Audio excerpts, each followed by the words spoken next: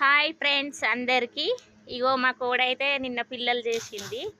కాకపోతే ఈ ఎండలు బాగా కొట్టుట్లా పాపం అది ఎక్కడ బయటికి వెళ్ళలేక ఇగో చూడండి ఇక మాతోటే ఇగో మేము రేట్ల కింద ఉంటే అది కూడా అగో మంచాల కింద అట్లా ఉంటుంది. ఎందుకంటే చిన్న పిల్లలు కదా ఫ్రెండ్స్, పాపం ఎండకు పోతే చనిపోతాయి అని ఇక మేము కూడా దాన్ని బయటికి వెళ్ళగొడతలేను.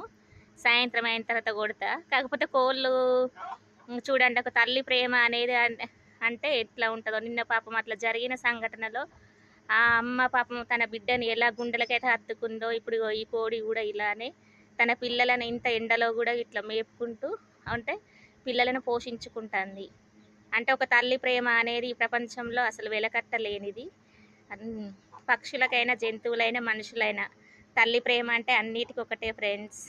చూడండి ఎంత బాగుందో. నాకైతే చాలా సంతోషం అనిపిస్తుంది ఈ కోడిని చూస్తే.